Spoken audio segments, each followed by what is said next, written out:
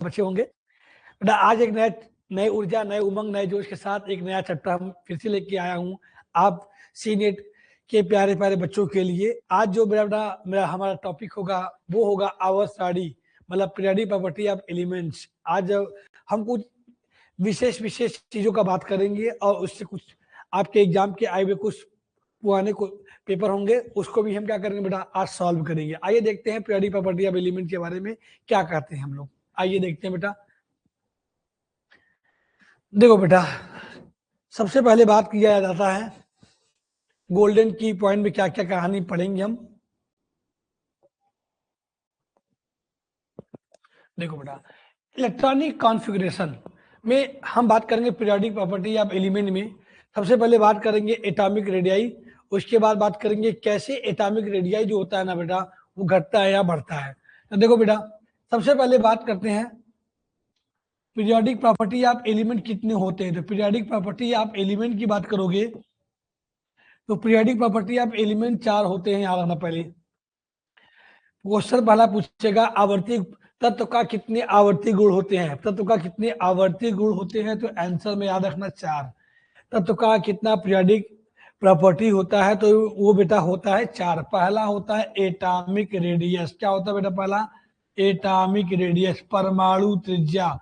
दूसरा होता है बेटा आयोनाइजेशन, आयोनाइजेशन पोटेंशियल, क्या होता है बेटा आयोनाइजेशन पोटेंशियल, क्या होता है बेटा आयोनाइजेशन पोटेंशियल, जिसकी हिंदी होती है आयनन विभव। क्या होती है हिंदी बेटा आयनन विभव। तीसरा होता है बेटा इलेक्ट्रॉन गेन इंथैल्पी या इलेक्ट्रॉन एफिनिटी, क्या होता है बेटा इलेक्ट्रॉन एफिनिटी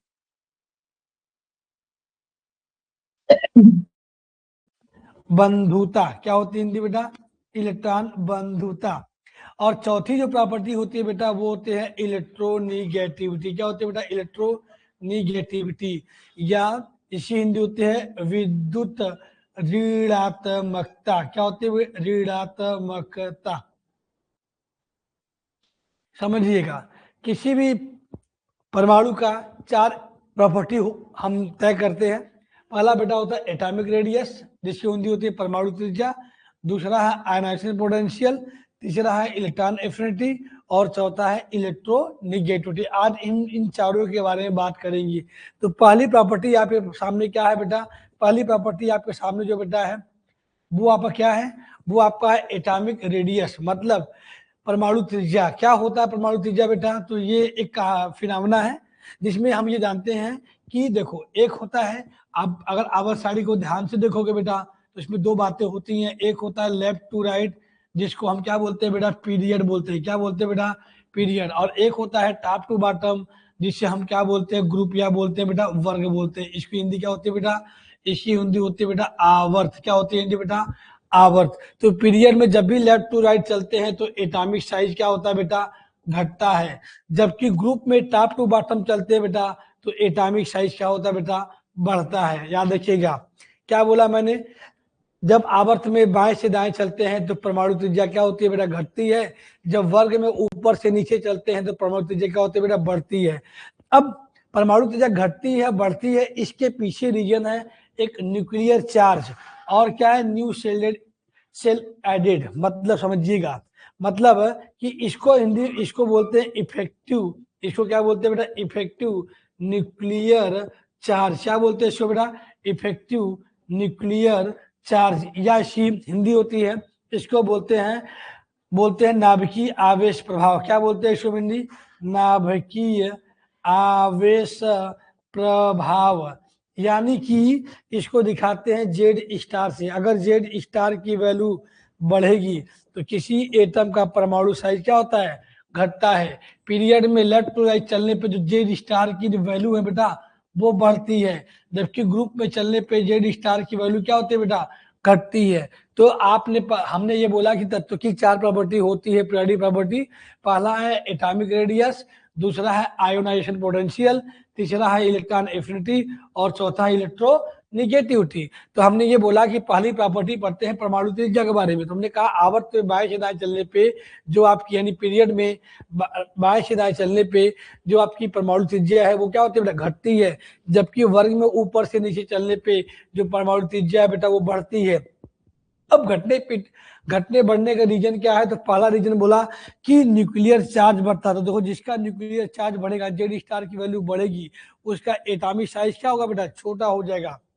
अब साइज बढ़ता है, उसके पीछे रीजन है नंबर ऑफ सेल अगर बढ़ेंगे, क्या बेटा, नंबर ऑफ सेल बढ़ेंगे तो जो परमाणु त्रिज्या होगी वो भी क्या करेगी, बढ़ती है। यानी मोटा मोटा हिसाब से अगर बात करें तो आवर्त बाह्य चलने पे परमाणु त्रिज्या घटती है और वर्ग में ऊपर नीचे चलने पे परमाणु त्रिज्या बढ़ती है। आइए बेटा आगे बात करते हैं, आगे। अब बात करते हैं एटॉमिक रेडियाई के बारे में बेटा।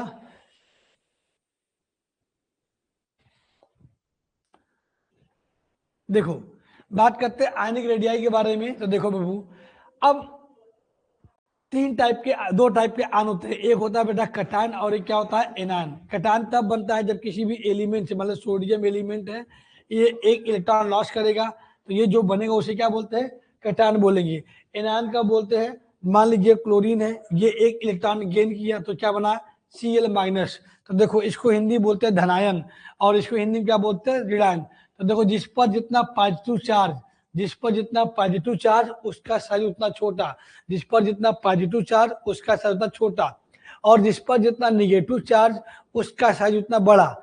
जिस पर जितना पॉजिटिव चार्ज उसका साइज उतना छोटा और जिस पर जितना निगेटिव चार्ज उसकी साइज उतनी क्या होगी बेटा, बड़ी होगी। मतलब मैग्नीट्यूड ऑफ पॉजिटिव चार्ज बढ़ेगा तो एटॉमिक साइज क्या होता है, आयनिक साइज क्या होगा, घट जाएगा। लेकिन अगर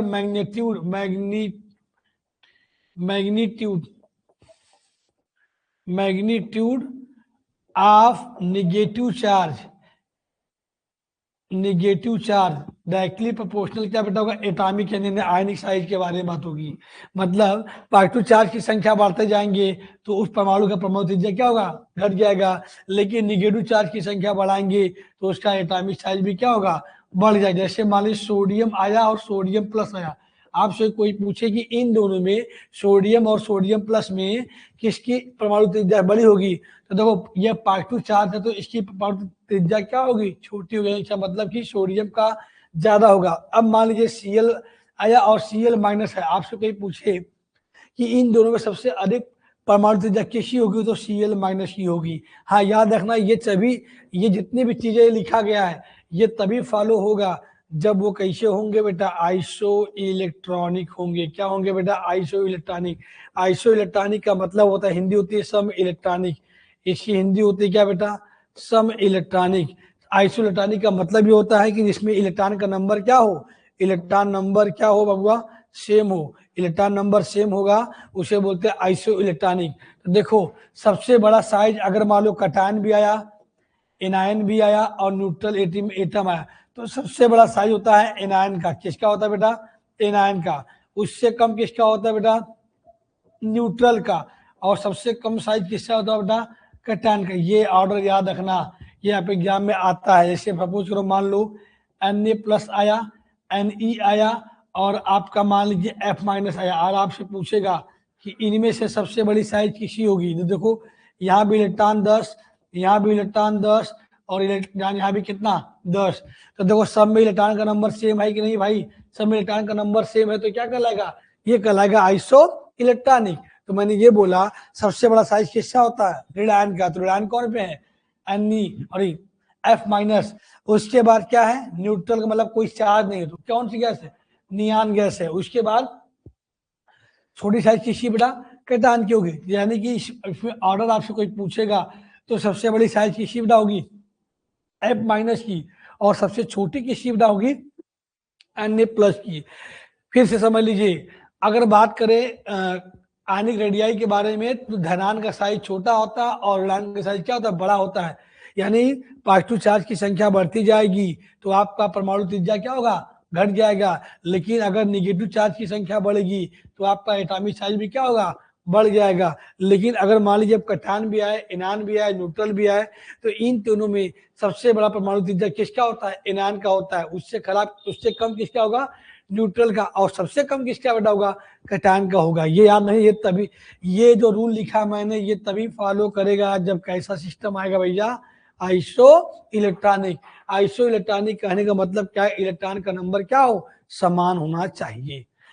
आइए नेक्स्ट बात करते हैं, आगे क्या बोला जाता है देखते हैं। नेक्स्ट है आयोनाइजेशन एनर्जी। क्या होता है? आयनन विभव या आयनन ऊर्जा। देखो लिखा क्या है? Ionisation energy. अब देखो बेटा क्या होता है, जो आईपी होता है ना, ये भी इनवर्सली प्रोपोर्शनल होता है क्या? परमाणु साइज की।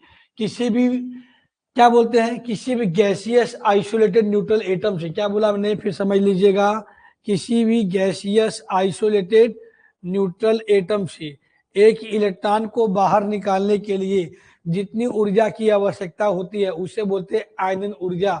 और ये घटना कहती है आयनन विभव। किसी भी गैसी, विलगित का मतलब किसी से कोई बॉन्ड का फॉर्मेशन नहीं किया हो, उदासीन का मतलब कोई आवेश उपस्थित न हो। तो किसी भी गैसीय विलगित उदासीन परमाणु के बाह्यतम कोश से एक इलेक्ट्रॉन को बाहर निकालने के लिए जितनी ऊर्जा की आवश्यकता पड़ती है उसे बोलते हैं आयनन ऊर्जा। और ये घटना कहती है आयनन विभव। किसी भी गैसियस आइसोलेटेड न्यूट्रल एटम के आउटर मोस्ट शेल से वन इलेक्ट्रॉन को रिमूव करने के लिए जितनी भी एनर्जी का रिक्वायरमेंट होता है उसे बोलते हैं आयोनाइजेशन एनर्जी। और ये प्रोसेस कहता है आईपी। तो देखो आईपी भी चलता है 1 बाय एटॉमिक साइज की। तो मैंने आपको पीरियोडिक टेबल में एक सीधी सी बात बताई थी कि लेफ्ट टू राइट चलने पे परमाणु साइज क्या होता है भैया? घटता है। अगर परमाणु साइज घटा तो ये क्या होगा? बढ़ेगा। यानी आईपी की वैल्यू क्या होगी भाई? बढ़ जाएगी। वर्ग में ऊपर से नीचे चलने पे परमाणु त्रिज्या क्या होती है? बढ़ती है। इसलिए आयनन विभव का मान यानी आईपी की वैल्यू क्या होगी? घट जाएगी। तो इसलिए लिखा है क्या? आवर्त में बाएं से दाएं चलने पे आईपी क्या होता है? बढ़ता है। क्यों बढ़ जाता है? क्योंकि परमाणु साइज क्या होती है? घट जाती है। वर्ग में ऊपर से नीचे चलने पे ये क्या हो रहा है भैया? घट जाएगा। क्यों घट जाएगा? क्योंकि उल्टा रिवर्स ऑर्डर है। अब पूछा जाता है कि सबसे ज्यादा हाईएस्ट आईपी, ये वेरी वेरी इंपॉर्टेंट क्वेश्चन है, सबसे ज्यादा हाईएस्ट आईपी किसकी होती है बेटा? वो हीलियम की होती है। क्योंकि ये एक क्या है? इनर्ट गैस है। याद रखना पूरे पीरियोडिक टेबल में इनर्ट गैस का यानी अक्रिय गैस का, जो अक्रिय गैस है उनका जीरो ग्रुप है, नोबल गैस है, उन सबका आईपी सबसे ज्यादा होता है। उसमें भी सबसे ज्यादा किसका होता है बेटा? हीलियम का होता है। उसके बाद लोवेस्ट या पूछेगा सबसे कम किसका होता है? सीजियम का होता है। फ्रांसियम एक रेडियो एलिमेंट है, इसलिए उसका मेंशन नहीं करते, इसलिए किसको करते बेटा? सीजियम करते। लेकिन इस रूल का कुछ क्या है बेटा? एक्सेप्शन है, अपवाद है। मतलब कि जिसके पास फुल फील्ड का ऑर्बिटल होगा, क्या होगा बेटा?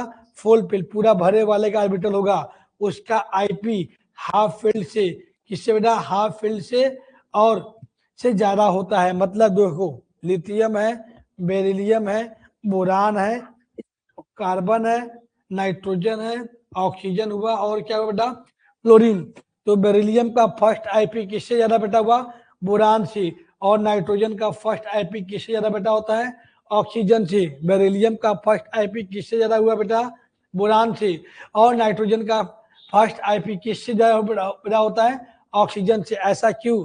बेरिलियम में करोगे तो क्या आएगा? 1s2 और क्या? 2s2, ये फुल फील्ड हुआ। और यहाँ करोगे 1s2, 2s2 और 2p3, ये कैसा हुआ? Half field. मैंने अभी बोला हाफ फील्ड या फुल फील्ड वालों की आईपी क्या होती है? ज्यादा होती है। लेकिन कहीं कंपेयर करना पड़े हाफ फील्ड या फुल फील्ड दोनों में, तो full field is major than किससे? Half field. तो आईपी के बारे में हमने क्या बोला? किसी भी गैसियस आइसोलेटेड न्यूट्रल एटम के आउटर मोस्ट शेल से एक इलेक्ट्रॉन को रिमूव करने के लिए जितना भी एनर्जी का रिक्वायरमेंट होता है उसे क्या बोलते हैं? आईपी बोलते हैं। अब लेफ्ट टू राइट चलने पे आईपी क्या होती है? बढ़ती है। और वर्ग में क्या होती है बेटा? घटती है। बस यही ट्रेंड याद रखिएगा और ये एक्सेप्शन याद रखिएगा। पूरे आवर्त में सबसे यदि पूरे पीरियोडिक टेबल में सबसे यदि आईपी किसी होती है भैया, कोई पूछे तुमसे तो क्या बताओगे बेटा? हीलियम का बताना, हीलियम का। और उससे कम, सबसे कम आईपी पूछेगा किसका बाबा? सीजियम का। ये एक्सेप्शन है जो मैं तुमको मैंने अभी यहाँ पे ये बताया कहानी ना, कि फर्स्ट आईपी बेरिलियम का ज्यादा किससे? बोरान से। सेकंड होना चाहिए था किसका? बोरान का, हो किसका? क्या? बेरिलियम का। यहाँ भी सेम कहानी सेम वही है। तो ये बेटा प्लीज याद रखना, ये क्वेश्चन आपके एग्जाम में भी क्या होता है, पूछा जाता है। आगे देखो बेटा, नेक्स्ट है बेटा इलेक्ट्रॉन एफिनिटी। क्या होता है इलेक्ट्रॉन बंधुता? इलेक्ट्रॉन बंधुता का मतलब इलेक्ट्रॉन को अट्रैक्ट करने की क्षमता। क्या होता है देखो बेटा, ये है इलेक्ट्रॉन बंधुता। ये भी क्या होता है, किसी भी गैसियस आइसोलेटेड न्यूट्रल एटम के में एक एक्स्ट्रा इलेक्ट्रॉन को ऐड करने पे जो एनर्जी क्या होती है, बाहर निकलती है, उसे बोलते हैं क्या, इलेक्ट्रॉन बंधुता। किसी भी गैसियस आइसोलेटेड न्यूट्रल एटम में एक एक्स्ट्रा इलेक्ट्रॉन को ऐड करने पर जो भी एनर्जी जो होती है बाहर निकलती है, उसे बोलते हैं इलेक्ट्रॉन एफिनिटी या इलेक्ट्रॉन गेन एंथैल्पी। देखो बेटा, इलेक्ट्रॉन एफिनिटी की जो फर्स्ट घटना है, याद रखना फर्स्ट जो घटना है ये कैसा होता है बेटा, एक्सोथर्मिक। वेरी वेरी इंपॉर्टेंट है एक्सोथर्मिक। एक्सोथर्मिक का मतलब यहाँ पे डेल एच की वैल्यू कैसी आएगी बेटा, नेगेटिव, जबकि क्यू की वैल्यू कैसी आएगी बेटा, +2। लेकिन इलेक्ट्रॉन एफिनिटी की अब चाहे सेकेंड की घटना हो, चाहे थर्ड घटना हो, चाहे थ्रो वन, वो कैसा होगा बेटा, इंडोथर्मिक। कैसा बेटा होगा, इंडोथर्मिक। इंडोथर्मिक होगा। अब यहाँ पे डेल एच कैसा आएगा बेटा, आएगा आपका +2, और क्यू कैसा बेटा होगा, नेगेटिव। इसकी हिंदी होती है उष्माक्षेपी और इसकी हिंदी होती है उष्माशोषी। उष्माशोषी। तो याद रखना, ये क्वेश्चन पूछा भी जाता है कि इलेक्ट्रॉन एफिनिटी की फर्स्ट घटना एक्सोथर्मिक क्यों होती है। एक्सोथर्मिक इसलिए होती है क्योंकि एनर्जी इलेक्ट्रॉन को निकालेंगे तो एनर्जी बाहर जाएगी। लेकिन जब सेकेंड इलेक्ट्रॉन सॉरी एक्सोथर्मिक क्यों बोलते हैं, क्योंकि इलेक्ट्रॉन जब ऐड करते हैं तो एनर्जी क्या होती है, बाहर निकलती है। लेकिन जब सेकेंड जब थर्ड इलेक्ट्रॉन ऐड करेंगे, जो पहले से इलेक्ट्रॉन आपने ऐड किया वो, और सेकेंड जब ऐड करने जाएंगे, दोनों में सेम चार्ज होने की वजह से ये दोनों आपस में क्या करेंगे, रिपल्सन देते हैं। इस वजह से आपको एनर्जी क्या होगी, देनी पड़ेगी, इसलिए ऐसा हो जाता है। तो एक्सोथर्मिक और इंडोथर्मिक याद रखिएगा। फर्स्ट इलेक्ट्रॉन एफिनिटी घटना कैसे होती है बेटा, आपकी किसकी होती है बेटा, एक्सोथर्मिक की होती है। सेकेंड थर्ड जो भी होती है वो कैसा होता है, इंडोथर्मिक होता है। यानी कि क्वेश्चन समझो कुछ ऐसे ही, देखो जैसे ये लिखा मैंने ओ नेगेटिव डेल एच, यहाँ लिख दिया मैंने नेगेटिव, और फिर ओ नेगेटिव, फिर एक इलेक्ट्रॉन ऐड किया O double negative, del H लिख गया +2। ये क्वेश्चन पूछेगा वाई ऐसा क्यों हुआ। तो देखो बेटा, पहला इलेक्ट्रॉन आपने ऐड किया, रिएक्शन कैसा हो गया, एक्सोथर्मिक का। आपने सेकेंड इलेक्ट्रॉन ऐड किया, रिएक्शन कैसा हो गया, इंडोथर्मिक का, इसलिए ऐसा कहा जाता है। अब देखो बेटा, इलेक्ट्रॉन एफिनिटी की बात करें, इलेक्ट्रॉन एफिनिटी की बात करें तो ये भी क्या होता है बेटा, इलेक्ट्रॉन एफिनिटी जो होता है वो 1 एटॉमिक साइज से क्या होता है, इनवर्स होता है। तो आप बताओ एटॉमिक साइज क्या होता है, घटता है ना, तो इलेक्ट्रॉन एफिनिटी क्या होगा पीरियड में, लेफ्ट टू राइट चलने पे, लेफ्ट टू राइट चलने पे साइज घटता है, तो ये क्या होगा, बढ़ जाएगा। उसका मतलब उल्टा कर ले किसी ग्रुप में, तो ये यहाँ घट गया, क्यों, क्योंकि एटॉमिक साइज क्या होता है, बढ़ जाता है। ये भी सेम ट्रेंड होता है। याद रखना, इलेक्ट्रॉन एफिनिटी किसका जीरो होता है, जीरो होता है इनर्ट गैस का। नोबल गैस का इलेक्ट्रॉन एफिनिटी कितना होता है, जीरो होता है। याद रखना, पूरे आवर्त सारणी में सबसे ज्यादा इलेक्ट्रॉन एफिनिटी किसका होता है भैया, Cl का होता है। किसका होता है, Cl2, क्लोरीन का होता है। ये हाइड्रोजन का ऑर्डर बहुत पूछता है बेटा एग्जाम में। हाइड्रोजन का ऑर्डर याद रखना, सबसे बढ़िया Cl2, उससे खराब F2, उससे खराब Br2, और उससे खराब क्या बेटा, I2। ये ऑर्डर याद रखना हाइड्रोजन का। पूरे आवर्त सारणी में सबसे ज्यादा इलेक्ट्रॉन एफिनिटी किसका होता है बेटा, क्लोरीन का होता है। उससे कम किसका होता है, फ्लोरीन का होता है। मतलब ये ऑर्डर याद रखना। हाइड्रोजन में पूछा जाता है कि सबसे ज्यादा इलेक्ट्रॉन एफिनिटी किसका होता है, तो बेटा किसका होता है, वो होता है Cl2, उससे खराब F2, उससे खराब Br2, और सबसे खराब क्या बेटा होता है, I2 होता है। इसको प्लीज याद रखना, ये पूछा भी जाता है एग्जाम में। आगे देखो, हाँ किसका इलेक्ट्रॉन एफिनिटी जीरो होता है, तो देखो जीरो किसका होता है, ये एक चीज याद रखना, He आया तो Ip क्या बताते इसका, मैक्सिमम, जबकि इसका ये कितना होगा, जीरो। इलेक्ट्रॉन एफिनिटी हीलियम कितना होता है, जीरो होता है, जबकि Ip कितना होता है, इसका मैक्सिमम होता है। ये क्वेश्चन ज्यादा पूछा जाता है एग्जाम में। तो इलेक्ट्रॉन एफिनिटी का मतलब इलेक्ट्रॉन बंधुता है। इलेक्ट्रॉन बंधुता मतलब क्या होता है कि किसी भी गैसियस विलगित या गैसियस आइसोलेटेड न्यूट्रल एटम में एक एक्स्ट्रा इलेक्ट्रॉन को ऐड करने पे जो भी एनर्जी बाहर निकलती है उसे बोलते हैं इलेक्ट्रॉन गेन एंथैल्पी बोलते हैं। आवर्त सारणी में बाएं से दाएं चलने पे इलेक्ट्रॉन एफिनिटी बढ़ती है, वर्ग में क्या होता है, घटता है। तो इसलिए लिखा है पीरियड में चलने पे क्या, ये क्या होता है, इंक्रीज होता है। ग्रुप में क्या होता है, डिक्रीज होता है। देखो लिखा हाईएस्ट किसका होता है, क्लोरीन का, Cl2 का। और देखो नोबल गैस का क्या लिखा है, 0। ये पॉइंट एमसीक्यू का पॉइंट इंपॉर्टेंट है। हाइड्रोजन का ऑर्डर याद रखना, सबसे अच्छा Cl2, उससे खराब F2, उससे खराब Br2, उससे खराब क्या I2। ये क्वेश्चन बड़ा याद रखना। आइए नेक्स्ट देखते हैं क्या कहानी है। अगली कहानी है विद्युत ऋणात्मकता, जिसको बोलते हैं इलेक्ट्रोनिगेटिविटी। क्या बोलते हैं बेटा, इलेक्ट्रोनिगेटिविटी। देखो ये भी क्या होता है, इलेक्ट्रोनिगेटिविटी भी क्या होता है, ये चलता है 1 क्या, एटॉमिक साइज के इनवर्स चलता है। अब बताओ पीरियड में लेफ्ट टू राइट चलने पे, लेफ्ट टू राइट चलने पे इलेक्ट्रॉन एफिनिटी भी बढ़ा था, आईपी भी बढ़ा था। तो इसका मतलब कि जो इलेक्ट्रोनिगेटिविटी है वो भी क्या करेगा, बढ़ जाएगा। ये बढ़ क्यों जाएगा, क्योंकि एटॉमिक साइज यहाँ पे क्या था, छोटा हो गया था। उसी तरह ग्रुप में टॉप टू बॉटम चलने पे इलेक्ट्रॉन एफिनिटी घट जाएगा, आईपी भी आपका घट जाएगा, इलेक्ट्रोनिगेटिविटी भी घट जाएगा। क्यों घट जाएगा, क्योंकि यहाँ पे साइज क्या होगा, बढ़ जाता है। इसलिए इसको याद रखना, इलेक्ट्रॉन एफिनिटी और इलेक्ट्रोनिगेटिविटी की हिंदी होती है विद्युत ऋणात्मकता। पूरे आवर्तसाली में सबसे ज्यादा किसका होता है, ये वैल्यू फ्लोरीन का। उससे कम किसका होता है बेटा, ऑक्सीजन का। उससे कम किसका होता है बेटा, नाइट्रोजन। कितना होता है इसका, इसका होता है 4, इसका 3.5, और इसका होता है कितना 3। पूरे आवर्त सारणी में अगर बात करें पीरियोडिक प्रॉपर्टी ऑफ एलिमेंट में, तो जो विद्युत ऋणात्मकता होता है ये कैसा होता है प्यारे, यूनिटलेस, मात्रक विहीन। ये क्वेश्चन बहुत वेरी वेरी वेरी इंपॉर्टेंट पूछा जाता है कि किसी कौन सी ऐसी प्रॉपर्टी ऑफ एलिमेंट होती है जिसका कोई भी मात्रक, कोई भी यूनिट नहीं होता है। तो उसका सही आंसर क्या है बेटा, उसका सही आंसर है क्या, इलेक्ट्रोनिगेटिविटी, जिसका कोई भी यूनिट नहीं होता है। याद रखिएगा, ये क्वेश्चन बहुत पूछा जाता है। हाँ, अगर बात करें नोबल गैस के बारे में फिर से, तो नोबल गैस का जो इलेक्ट्रोनिगेटिविटी होती है ये भी कितनी होती है बेटा, 0। इलेक्ट्रॉन एफिनिटी भी कितनी, 0। लेकिन इसकी आईपी क्या बात है, मैक्सिमम। देखो तीनों बार नोबल गैस के लिए बहुत पूछी जाती है। अगर क्वेश्चन पूछेगा नोबल गैस के लिए तो इलेक्ट्रोनिगेटिविटी भी इसकी 0 हो गई, इलेक्ट्रॉन एफिनिटी भी 0 हो गई, लेकिन आईपी क्या हो गई भाई, मैक्सिमम हो गई। ये याद रखना, तीनों बहुत इंपॉर्टेंट है। विद्युत ऋणात्मकता, इलेक्ट्रॉन बंधुता और आयनन विभव। तो आयनन विभव तो ज्यादा होता है, लेकिन बाकी दोनों कैसी होती है, 0 हो जाती है। और बेटा आगे देखते हैं। अब देखो मेटेलिक कैरेक्टर के बारे में बात करके, किसके बारे में बात करते हैं बेटा, मेटेलिक कैरेक्टर के बारे में बात करते हैं।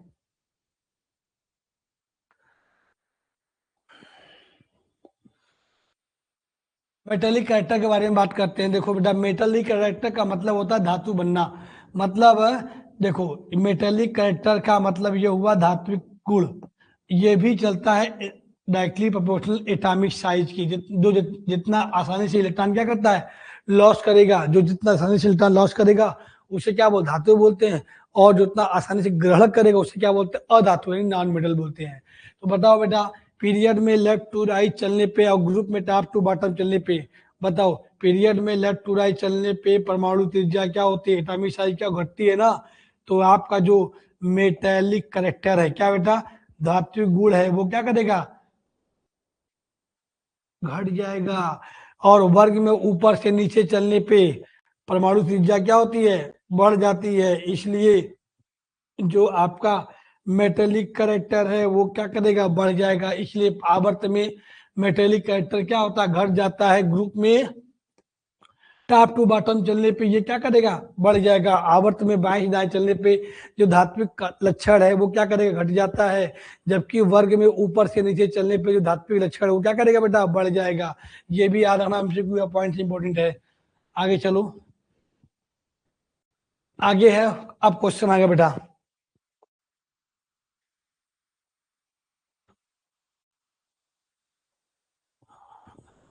देखो क्या लिखा, who propose the law of Octave, किसने अष्टक का नियम दिया, डॉबे राइनर दिया, न्यूलैंड दिए, मैनलिव दिए, मोजले दिए। देखो डॉबे राइनर ने ट्रायड ला दिया। कौन ला दिया बेटा, ट्रायड ला। ट्रायड ला का मतलब त्रिक नियम दिया। कौन नियम दिया बेटा, त्रिक नियम दिया। याद रखना ये क्वेश्चन। उसके बाद न्यूलैंड ने अष्टक नाम दिया, अष्टक रूल दिया। क्या दिया, अष्टक नियम दिया। मैनलिव ने आवर्त नियम दिया। कौन दिया भैया? आवर्त नियम कौन दिया था? मेंडलीव ने।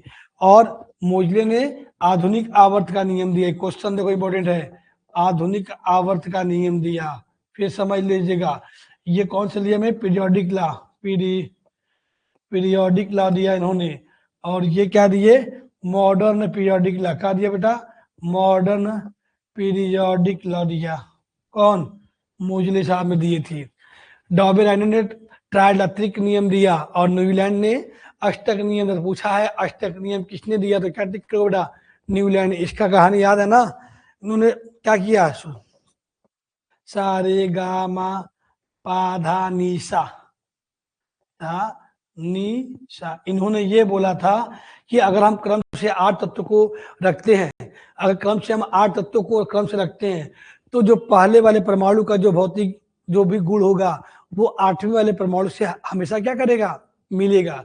जैसे यहाँ लिथियम है, बेरिलियम है, बोरान है, कार्बन, नाइट्रोजन, ऑक्सीजन, उसके बाद ऑक्सीजन, फ्लोरीन, उसके बाद सोडियम। ध्यान से सुनिए, उस समय आखिरी गैस की खोज नहीं हुई थी। उसके बाद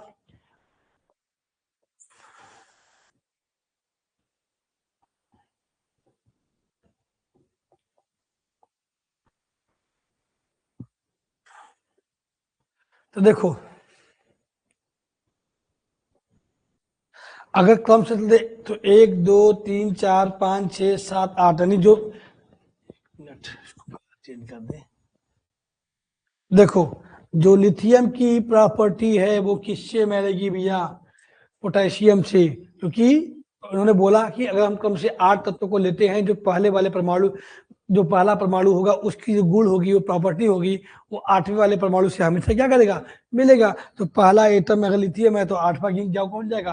सोडियम जाएगा। वैसे किसी भी एटम ले लो, अगर बेरिलियम लेते हैं तो गिन के जाओ, 1 2 3 4 5 6 7, एक देखो 8, यानी बेरिलियम की जो प्रॉपर्टी किससे मैग्नीशियम मैच करेगी। मतलब कि अगर संगीत पे जो आपके स्वर होते हैं, तो जो जो पहला वर्ड है और लास्ट का जो वर्ड है उन दोनों का मैच होता है। तो वही कहानी यहाँ भी है कि उन्होंने कम से 8 तत्व को लिया, तो पहले वाले एलिमेंट का जो प्रॉपर्टी है वो 8वें से ऑलवेज क्या करेगा? मिलेगा। इसी को बोलते हैं न्यूलैंड का क्या? अष्टक नियम बोलते हैं। ठीक, तो बड़ा इसका आंसर क्या होगा? न्यूलैंड होगा। Very good. नेक्स्ट क्वेश्चन देखते हैं बेटा। देखो नेक्स्ट क्वेश्चन आया कि जो आधुनिक आवर्त का नियम है, जो आधुनिक आवर्त का नियम है वो, जो आधुनिक आवर्त का नियम है वो आधारित है लॉ ऑफ बेस्ड क्या? मॉडर्न पीरियोडिक टेबल का जो लॉ, पहले कौन दिया? मोजले दिया। क्या एटॉमिक मास पे डिपेंड है, एटॉमिक साइज पे डिपेंड है, एटॉमिक नंबर पे या वैलेंसी पे? देखो बेटा, जो आधुनिक आवर्त का नियम है वो परमाणु क्रमांक पे बेस्ड है। जो मेंडलीव जो मेंडलीव साहब ने कहानी बताई थी वो परमाणु द्रव्यमान पे है।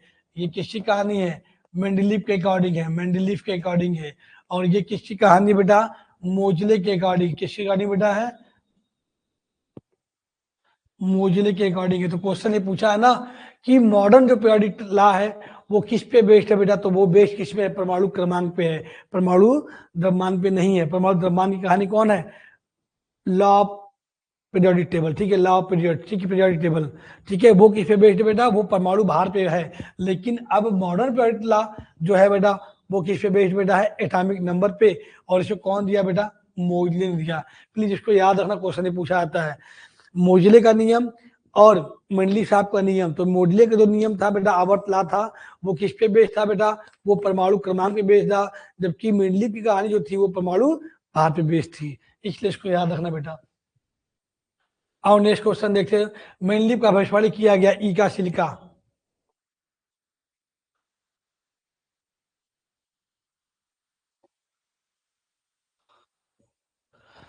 देखो, इक्का का मतलब होता है जस्ट आगे वाला एलिमेंट।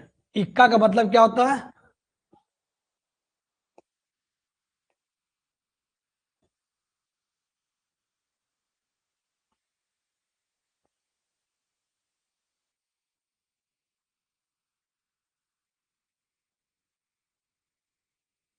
आगे वाला परमाणु मेंडलीव द्वारा भविष्यवाणी किया गया क्या? एल्यूमिनियम, गैलियम, जर्मेनियम और क्या बेटा? सिलिकॉन। बताओ क्या ठीक करो, क्या होगी? बताओ भैया। बड़ा इसका आंसर है जर्मेनियम। आगे देखो,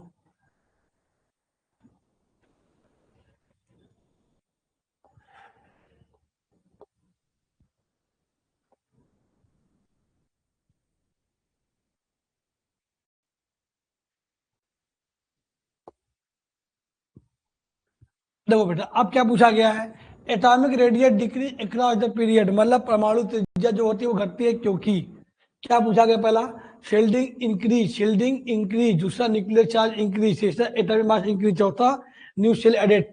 बताओ आवर्त में बाएं से दाएं चलने पे, लेफ्ट टू राइट चलने पे क्या होता है, परमाणु त्रिज्या क्यों घटती है, तो क्या शील्डिंग इफेक्ट बढ़ता है बेटा, शील्डिंग इफेक्ट बढ़ने से परमाणु साइज क्या तो बढ़ती है, न्यूक्लियर चार्ज बढ़ने से जो परमाणु साइज है वो क्या होती है घटती है, एटॉमिक मास से कोई मतलब नहीं है, और न्यू सेल एडेड, इससे परमाणु साइज क्या होती है बढ़ती है।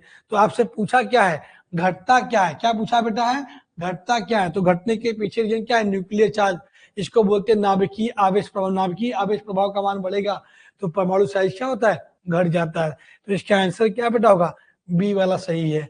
नेक्स्ट क्वेश्चन देखते हैं, पूछा है मोस्ट इलेक्ट्रोनिगेटिव एटम क्या, देखो अभी बताया था मैं मोस्ट इलेक्ट्रोनिगेटिव एटम क्या है, बताओ क्या बात है, FON बताए थे भैया, सबसे ज्यादा किसका होता है, ऑप्शन दिया ऑक्सीजन, नाइट्रोजन, फ्लोरीन, क्लोरीन, सबसे ज्यादा किसका होता है बेटा, फ्लोरीन का होता है, ठीक है यार, सबसे ज्यादा किसका पता होता है, फ्लोरीन का, क्या इलेक्ट्रोनिगेटिविटी मतलब विद्युत ऋणात्मकता सबसे अधिक किसका होता है बेटा, फ्लोरीन का होता है, किसका होता है बाबू, फ्लोरीन का होता है। नेक्स्ट देखो क्या है, which periodic table first left group for new element,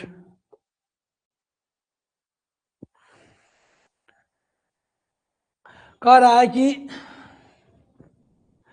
किस आवर्तशाली में नए तत्वों के लिए स्थान, किसने नए तत्वों के लिए क्या किया, एलिमेंट के लिए स्थान छोड़ा था, ऑप्शन दिया है मेंडलीव, डोबेराइनर, न्यूलैंड, मेंडलीव या मॉडर्न। तो बताओ बेटा, मेंडलीव शायद वो था, मेंडलीव ही वो साइंटिस्ट थे जिन्होंने सबसे पहले क्या ये अपने पीरियोडिक टेबल बनी, अपने जब अपना आवर्त सारणी प्रिपेयर किया था तो उन्होंने सबसे पहले क्या किया था, जगह जगह तो नए नए तत्वों के लिए क्या स्थान छोड़ रखा था और बाद में वो तत्वों को वहीं पे क्या हुआ भरा गया। तो इसका सही आंसर क्या बेटा है, मेंडलीव ने सबसे पहले क्या किया था, ये कहानी की थी। देखिए सुपर ट्रिक में क्या लिखा है बेटा, सुपर ट्रिक में ये लिखा है,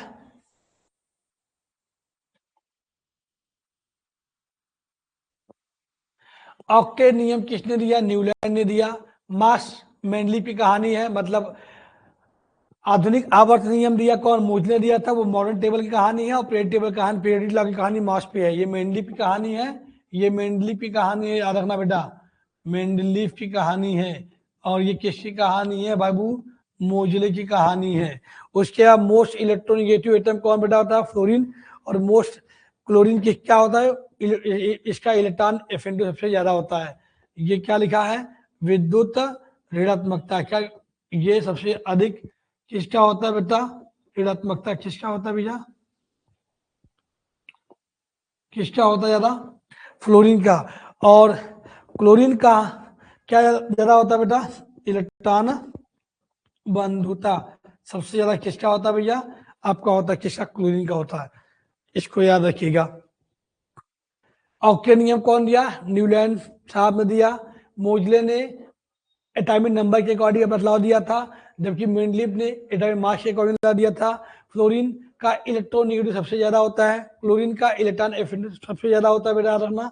उसके बाद हमने आपको हीलियम के बारे में बताया थी ना, इसका आईपी क्या होता है, मैक्सिमम होता है, इसका इलेक्ट्रोनिगेटिविटी कितना, 0, उसके बाद इलेक्ट्रॉन एफिनिटी कितना, 0। वैसे तो पूरे नोबल गैस की कहानी होती है। आओ बेटा आगे देखते हैं, आगे कुछ, चलो बेटा ये चैप्टर आपका खत्म हो गया। अब मैं आशा करता हूं कि आपको ये सब चीजें समझ में आई होंगी, और ऐसे ही बेटा मन लगा के ध्यान से पढ़िएगा, आपका सिलेक्शन जरूर हो जाएगा।